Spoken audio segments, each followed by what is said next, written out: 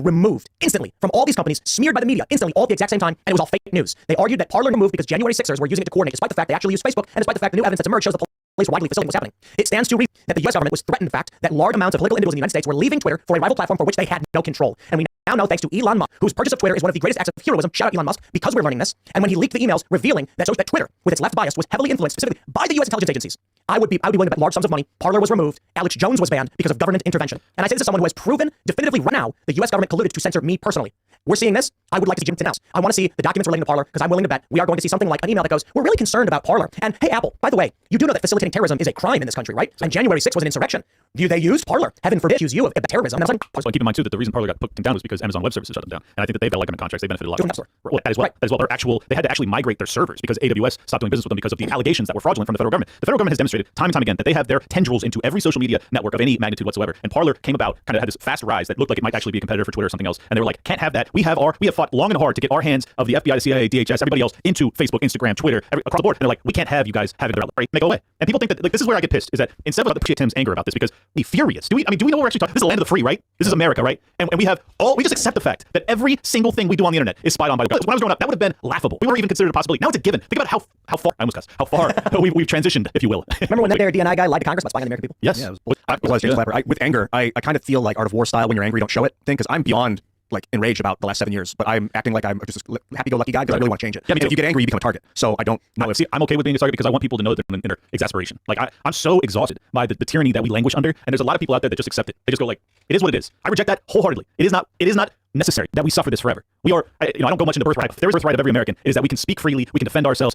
There's a handful, like sanctuary police and ideals that we hold, and I see very few people take that seriously. They look at their politicians that are constantly infringing upon them, and they accept it. They just go, it is what it is, Clint. It's tyranny. That's where we're at. That's not okay. We can't live like that. If you expect the America that we knew and loved to actually sustain itself, to be there 10, 20, 30 years from now, we have to actually vocalize our anger towards the system and actually demand that it change. And I appreciate your kind of Buddhist outlook on it, but I really think that there needs to be some anger demonstrated, even if it puts the sights on me. I just don't care. I don't.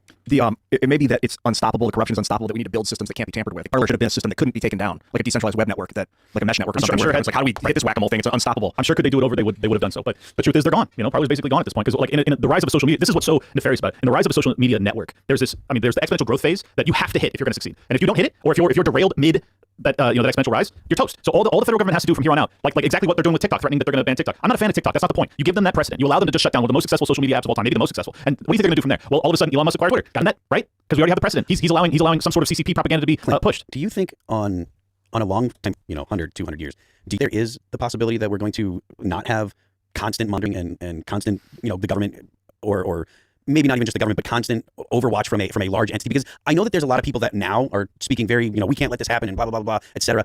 Because this is still new stuff, I don't think in 2 generations anyone's going to even think about not being monitored all the time. Well, because I think the option, I think that there are teenagers now that just accept it as part of reality. Of course. It's a part of it's a part of living in modern society. And I don't see how that's going to be, I don't see the off-ramp. I don't see how we convince people that the convenience is not worth it, because that's really what it's about. Oftentimes the pendulum doesn't swing back until the pain is great enough, right? And I feel like the reason I'm so loud about this stuff is that you're right, that like the vast majority of young people, because we've got forever, just barring some kind of extinction event, this problem never goes away for the rest of the time that there are human beings. Well, it prevents passing away, but that doesn't mean that you can't have regulations that demand as far as what they're allowed to do and what criminal they have to pay. I don't see how we get any rules. In some countries, it just to be here. No, I don't think that there's going to be any society that currently has the ability to force their government to do anything anymore. Damn, that's dark. You got to build it. Honestly, we had this conversation, Tim.